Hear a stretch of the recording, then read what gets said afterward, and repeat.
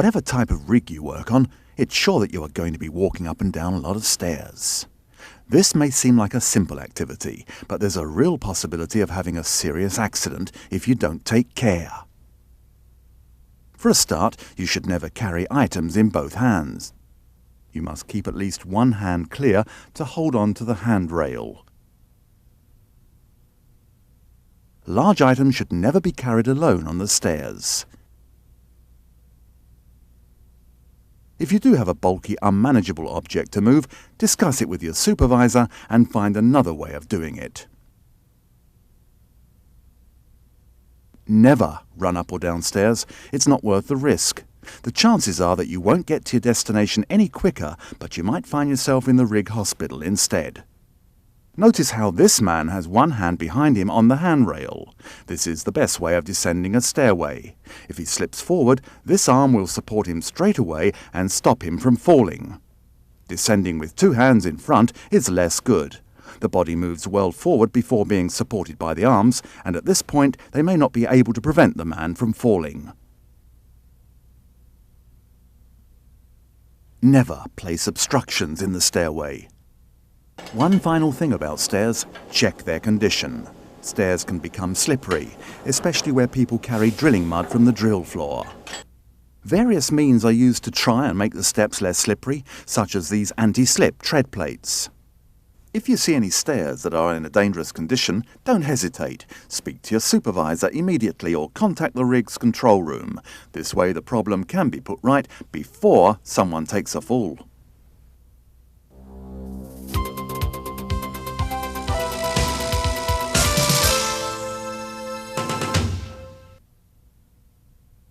You will find a number of vertical ladders on a drilling rig. The most obvious is the one that goes up to the derrick, but there are many others. The basic technique for climbing these is to position the feet well on the rungs. The hands grip the vertical members of the ladders. Never hold the rungs with your hand. They will almost certainly be dirty or slippery, and you risk losing your grip. Move one limb at a time and try to maintain 3 points of contact at all time. That is, 2 feet on the rungs and 1 hand on the vertical member, or 2 hands on the vertical member and 1 foot on the rungs.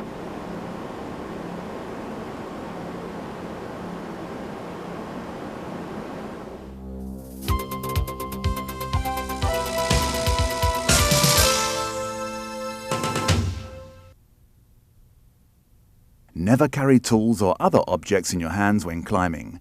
You risk falling, or at the very least there is a possibility that you will drop something on one of your fellow workers. Pockets are not suitable for carrying tools. As you raise your leg, the tool may be pushed out, so check your pockets before you start climbing to be sure that there is nothing that can fall out. Large tools should be tied to a lanyard so that they can be pulled up. Small tools can be placed in a suitable bucket and raised to the worksite. Once at the worksite, if there is a risk of the tool falling, it should be secured with a lanyard.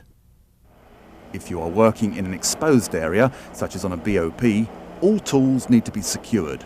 If you put them down near your feet, you can be sure that sooner or later they will be kicked off, never to be seen again. So think what you are doing, plan your job, and look after your tools.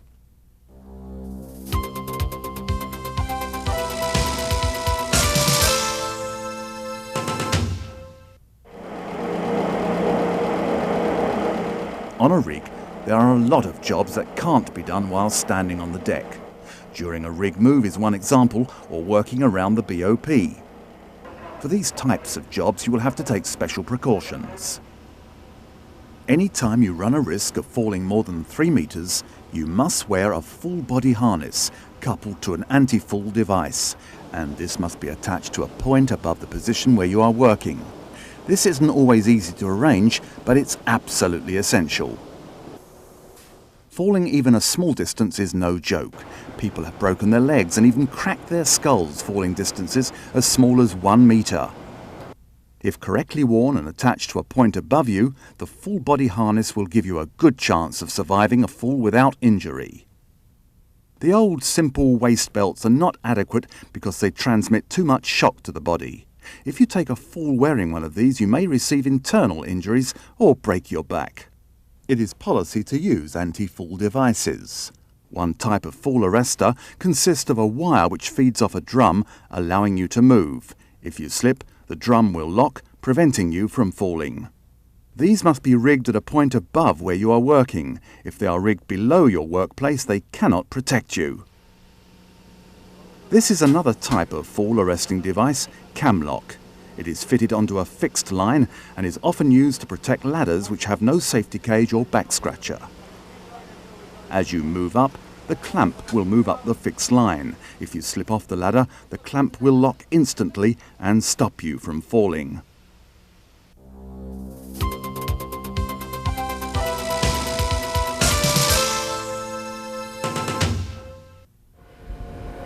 On the rig, you must protect your hands by wearing the correct gloves. Let's run through the different types of gloves that are used. These cotton gloves with non-slip palms are excellent for general purpose use, on the drill floor or for working with tag lines and so on. When chemicals or oil-based mud is being used, these will not give adequate protection and rubber gloves will be needed. These are electricians' gloves, sometimes known as dielectric gloves.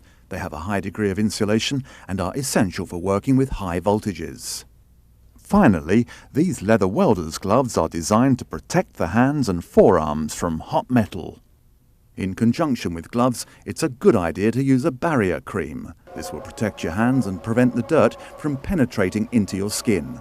This makes it far easier to clean your hands after work. For some jobs involving small parts, you may have to remove your gloves, but make sure you put them back on again before starting work. It only takes a little time and a little thought to look after your hands, but it is definitely worth the effort.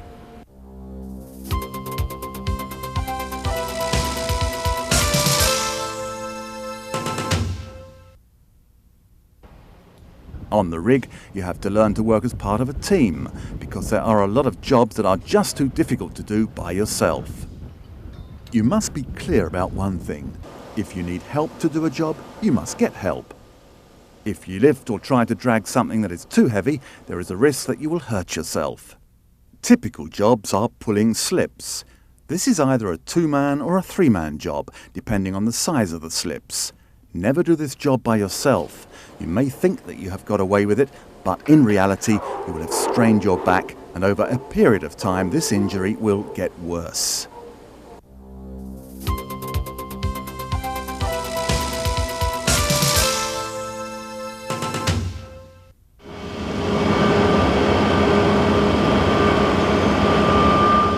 A rig is a noisy place. So that you know just how noisy, Sedco Forex has carried out noise mapping. This means measuring the noise levels at all points of the rig. If you see a sign like this means that the average noise level in this area is 90 decibels. This is the loudest noise that the ear can tolerate for any length of time without damage to your hearing. 90 decibels or above, you need ear protection. This may be headphone type ear defenders or earplugs. Above 90 decibels, damage to your ear will occur. You won't notice it immediately, but over a long period of time you will lose your hearing, and once your hearing is gone, you won't get it back. So check out which are the noisy areas on your rig and wear your ear protection.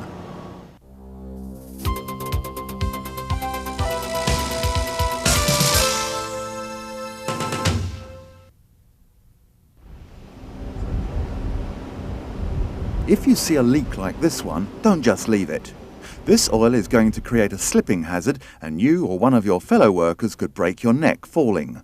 Not only that, the oil is going to end up washed into the sea or land surrounding the rig, and this is an environmental hazard. So if possible, stop the source of the leak and clear it up. If this is not possible, you should report the leak immediately to your supervisor or to the control room. Don't assume that someone has already reported it. The chances are that they haven't.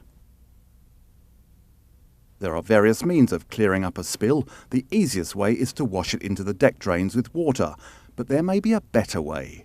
Some rigs have absorbent material which can be used to soak up the oil, and it can then be transferred to a special container for treatment off the rig.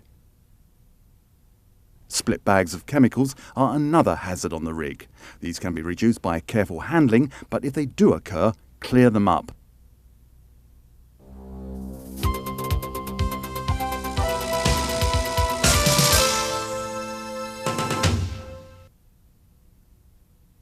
In a hurry to finish that job? You may think that you can save some time by using a knife to take out a screw, but in fact you're just going to break the knife. You will damage the workpiece, and you run the risk of hurting yourself as well. This is the most misused of all tools, the screwdriver. It drives screws. It should not be used as a chisel or a pry bar. It's never worthwhile to take a shortcut. You must always take the trouble to use the right tool for each job. If you are not sure what the right tool is, ask your supervisor. Here's an example. These guys are trying to break a tool joint using short chain wrenches. They haven't got enough leverage to break the joint, so they add extension pipes to the wrenches. Result, one of the wrenches breaks and the roughneck hits himself in the face. Next time, he'll do it the right way. He will look for a chain wrench of the correct size and the job will go just fine.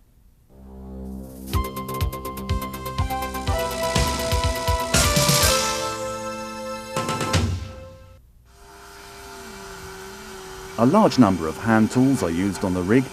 These may be manual tools or they may be powered by electricity or compressed air. Some basic rules are: wear the correct protective equipment, gloves, safety goggles, ear defenders, as well as a helmet. When chipping paint with a hand scraper, remember to always scrape away from your face. This is a needle gun. It should be held with the hand well back from the needles and pointing away from the face. An angle grinder can throw sparks a long way, so you and people working nearby must be properly protected. Be aware of where the sparks are going and what's going on around you. This is a deck grinder. It can get pretty dusty when working with this tool, so you'll need a mask in addition to your normal protective equipment.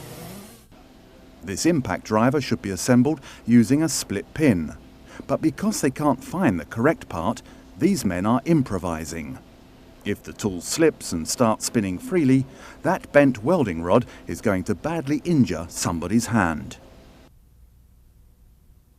It may take a few moments to set up a job properly, but always take the time to work safely.